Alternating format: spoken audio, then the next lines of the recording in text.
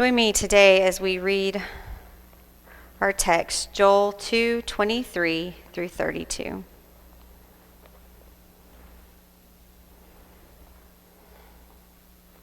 Be glad, O sons of Zion, and rejoice in the Lord your God, for he has given the early rain for your vindication.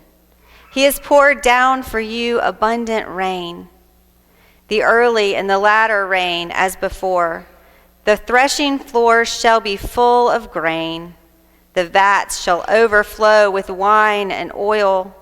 I will restore to you the years which the swarming locusts have eaten, the hopper, the destroyer, and the cutter, my great army which I sent among you. You shall eat in plenty and be satisfied, and praise the name of the Lord your God, who has dealt wondrously with you, and my people shall never again be put to shame. You shall know that I am in the midst of Israel, and that I, the Lord, am your God, and there is no one else. And my people shall never again be put to shame. And it shall come to pass afterward that I will pour my spirit on all flesh. Your sons and your daughters shall prophesy. Your old men shall dream dreams, and your young men shall see visions, even upon the menservants and maidservants. In those days I will pour out my spirit, and I will give portents in the heavens and on the earth, blood and fire and columns of smoke. The sun shall be turned to darkness, and the moon to blood, before the great and terrible day of the Lord comes. And it shall come to pass that all who call upon the name of the Lord shall be delivered. For in the Mount Zion and in Jerusalem there shall be those who escape, as the Lord has said, and among the survivors shall be those whom the Lord calls. This is the word of God for the people of God. So I wasn't exactly sure what was going to happen this morning. A couple weeks ago, Ray came up to me on a Wednesday night, and he stopped me in the hallway and said, "So are you preaching on October 27th? I said, "Yes." And he kind of smiled and looked at me, and he goes, "Well, then it's just going to be me and you up there, huh?" I said, "Oh, I didn't know Barry was going to be gone also." And so he said, "There is no telling what's going to happen that Sunday." So I have to admit, I was kind of hoping for a little bit of interpretive dance, maybe a guitar solo, some drums. I wasn't sure exactly what was coming this morning. But there's still left time in the service, Ray, if you feel the Spirit moves you in that way. It's a book that we rarely look at. First of all, it's not exactly easy to find. It's tucked back in the old section of the Old Testament among all of those other minor prophets that we rarely read and can kind of pronounce. It's only 3 chapters, so even if you get there and you find it, you might accidentally pass by it and skip right over it. Not to mention that the subject matter, well, it isn't the easiest read. If you have ever tried to read the book of Joel, or maybe you've heard about it in a Sunday school class, then what you probably remember is that there was a massive locust plague. Swarming bugs. It sounds a little bit more like a horror film than a sermon. And so it's easy for us to see why we usually just skip right over this book. We might go back into the Psalms. Those are always uplifting and wonderful to hear. Or move to Isaiah or Jeremiah or some of the more known prophets. Or maybe we can just skip forward to the New Testament. We always love the stories of Jesus. But if we have the patience and we take a moment and we dig deep into the book of Joel, we may find something surprising there. Not just bugs and swarms, but a proclamation of hope, a story of redemption, and even a gospel message. The book of Joel has a lot of strange things in it. But one of the strangest things may be what is written at the very beginning in chapter 1, verse 3. Tell your children of it, and let your children tell their children, and their children to another generation. It's an unusual way to begin a book. It feels strange and out of place. What we're about to read is not a child's story. It's not a fairy tale. There's no princesses or princes. There's no Peppa Pig or Mickey Mouse. The locusts, they don't come and have smiley faces, and they're not singing songs and doing dances. They're not teaching you about manners or how better to love your neighbors. I can pretty much guarantee you that Disney will never make an animated film of the book of Joel, because the scene that unfolds is not one for children. Joel describes it with vivid imagery. As you begin reading, you can almost hear them, the clicking sound that they make, kind of like the beginning of a rainstorm. It starts out soft and distant, but then it gradually grows and grows and becomes louder. And then the sound becomes deafening as thousands of bugs arrive. They're like grasshoppers on steroids, swarming and surrounding the fields and the houses, and inevitably they come into the city, covering everything, destroying everything: the wheat, the barley, the figs, all the trees and all the plants, they're gone. The vines have been destroyed, and even the bark has been stripped off the trees. Verse 4 tells us that the locusts seem to come in waves. What the cutting locusts left, the swarming locusts have eaten. What the swarming locusts left, the hopping locusts have eaten. And what the hopping locusts have left is destroyed by the locusts that come after. And if that's not enough, once the locusts leave, famine sets in. There's no crops and there's no water. Chapter 1 ends with not just the cries of the people, but even the animals begin wailing in the fields, begging God for water and food. It is a powerful image when both man and creation cry out to God together. But I seriously doubt it is one you are going to add to your bedtime story rotation. And it's probably not what you're going to bring up at the Thanksgiving meal this year. But maybe it's one we should bring up. Joel is explicit that the Judeans share this story, the whole story, the good, the bad, and the ugly. Why does he want them to tell their children? Why does he want them to tell their children's children and their great-grandchildren? Why does this story need to go down in the family album?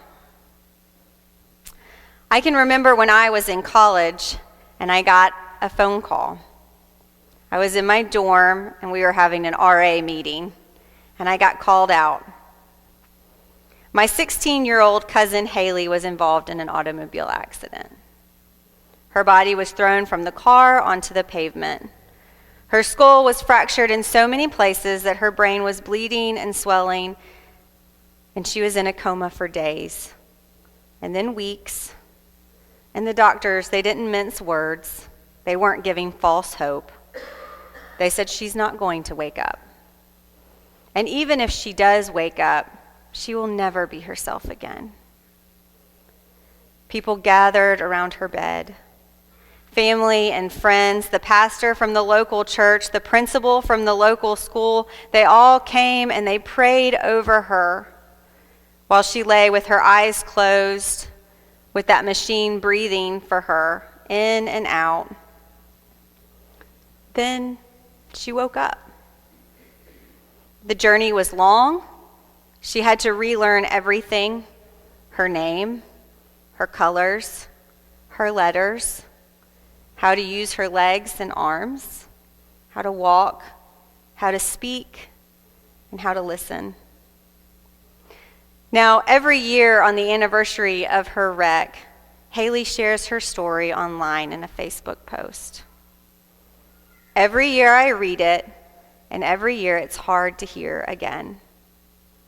It's difficult to remember the night when it happened, to remember waiting to hear from my aunt if my cousin would live, the months that followed, waiting to hear any news of hope and praying that she would wake up and maybe regain a part of herself and maybe regain a piece of the life that she once had.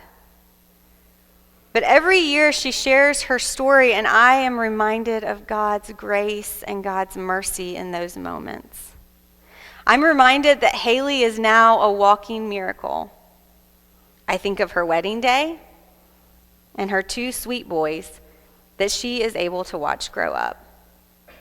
And every year I say a prayer of thanksgiving. Because the best stories are not always the easiest ones to tell. Joel asked the Judeans to share their story because it's not just about locusts and famine, but it's about God's mercy and God's love. It's about a people who come together and they pray. The men, the women, the young, the old, even the newborn babies and those just about to get married. Every person, every generation, they come out and they pray together. And God hears. And God responds with a promise. God says the barren vines will produce fruit again. The broken branches will sprout new growth. And those things that you thought were destroyed and would never live again, they will have new life. Joel says this story because it is a story about God's faithfulness, even in the most difficult of times. God did not forsake his people or his creation. God will never forsake his people or his creation. This is why we tell this story. This is why we tell all of these stories. It's why we come here every Sunday morning at 9:45 and for the young families class 10 o'clock to remind each other that no matter what happens in this world, God is with us and God is for us. These stories, they're the tie that binds us together. They remind us that no matter what state you're from or what political party you support or what faith background you come from, we are all part of God's story. Because the funny thing is when we learn these stories, the story of Abraham and Isaac and Jacob, of Ruth and Esther and Jeremiah and Joel and Peter and Paul and Jesus, we begin to realize that these stories are our stories. That God's story didn't end when the book of Revelation was finished. When we walk into our Bible studies and our Sunday school classes, when we come to Wednesday night dinner and sit down, or when we come into this service and we share the peace with one another, we begin telling each other about the things God is doing in our lives. When we share the ways that we need to be prayed for, we are connecting our story with God's story. When we talk about the things God is doing in our lives, we are acknowledging that God did not just work thousands of years ago, but that God is working now, right in this moment, today and yesterday, and will be working tomorrow.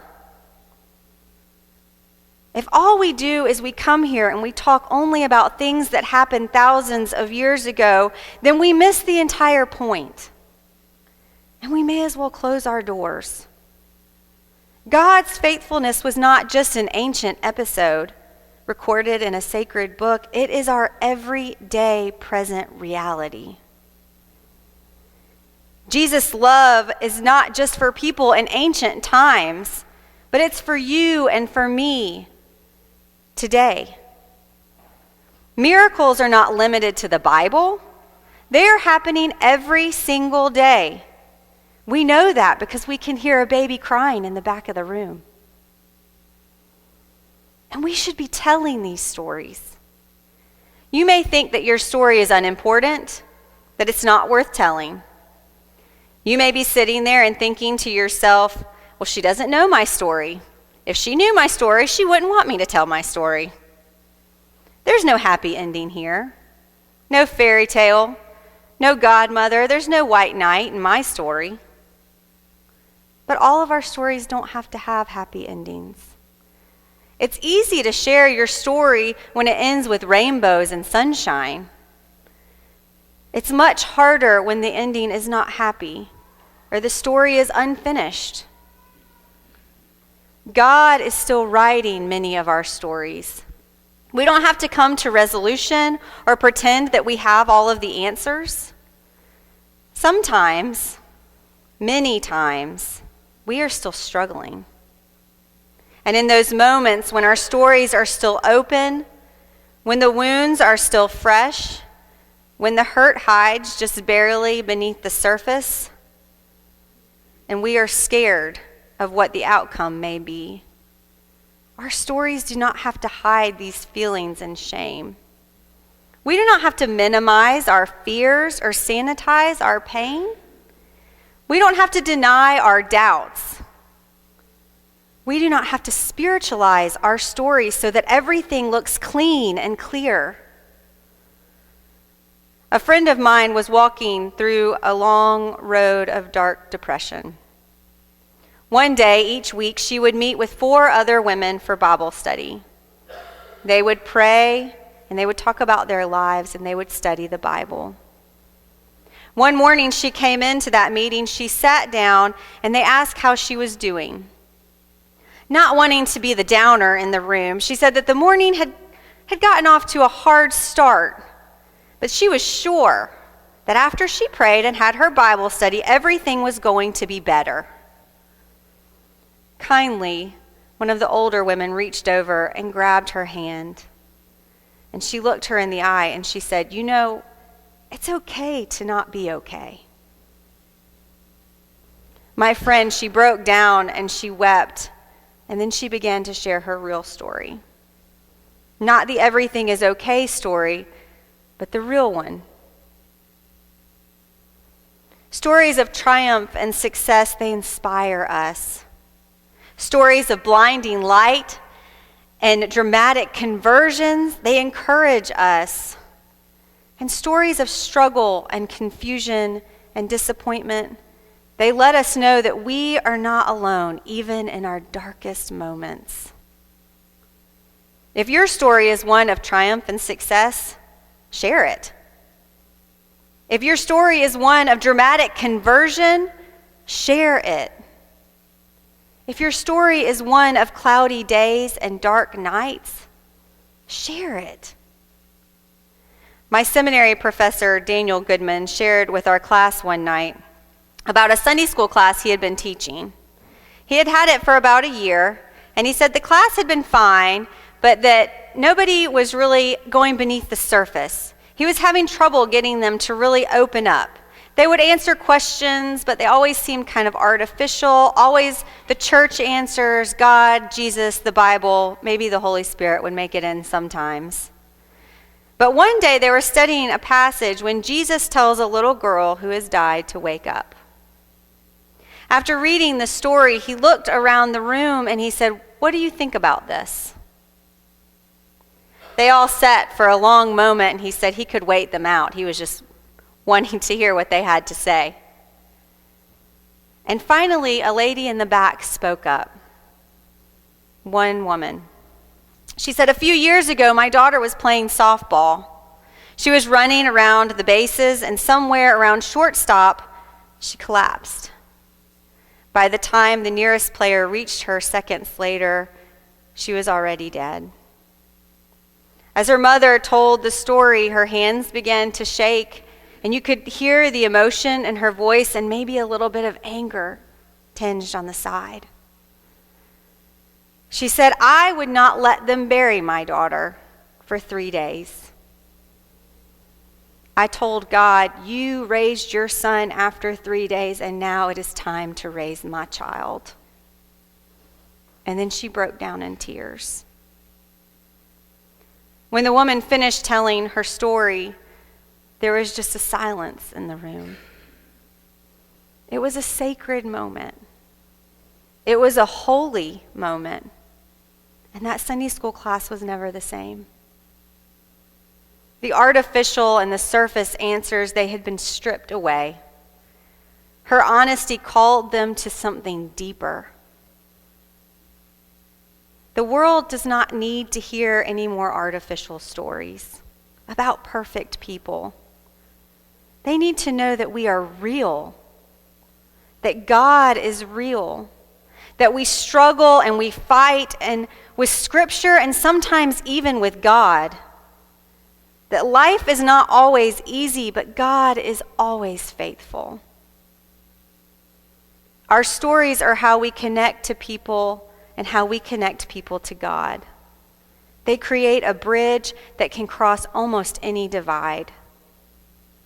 Joel is not calling us to tell our stories because it's easy, but because it's worth it. When we share our stories, we share our lives. When we share our stories of faith, we share our God. How many of you know the story of how your parents came to faith? How many of you have ever shared with your children your own faith journey? Nobody has to raise their hands, but I would guess that there's a lot of us in this room who don't know the story of our family's faith. We don't know the moment when our parents realized that they wanted to follow Jesus. It's hard to be vulnerable, even with the people that we love. Our faith is deeply personal, but it's not meant to be hidden away. Share your story. Share it with the generations to come. Tell them about your faith. Tell them about your struggles. Tell them about your doubts. Tell them about your prayers and your dreams. Share with them God's faithfulness, even when the story is not finished. Be honest. They may not understand it all, but one day they will look back and know that your words were true. Let this be a conversation you don't have just once. Make talking about your faith part of your daily life. Our text today, it ends with God's promise. It's a declaration of hope to a hurting world. What was lost will be regained. What was broken will heal. And the Spirit of the Lord will come in ways the world has never seen. The Spirit of the Lord will fall on men and women, young and old, rich and poor, calling them to preach and to prophesy, calling them to tell their stories. And in truth, Joel is calling each of us to tell our stories. God's Spirit didn't just fall in ancient times, it continues to fall on each of us today, calling us to share our stories, if we might have the courage to do that. Today, you may be thinking right now in this moment of a story that you know you need to share with someone. My prayer is that you will do that. We're coming into a season when we get to be around our family members, young and old, and it is a great time to be able to share. You never know what God is doing in someone else's life and how your words and your story might influence them. As we come to this time, if you have a prayer that you need someone to pray for you with, please come down. I would love to pray for you. If you have a decision that you need to make, if this moment is a big moment in your faith journey, and you say, I want my faith journey to be with Jesus now, please come.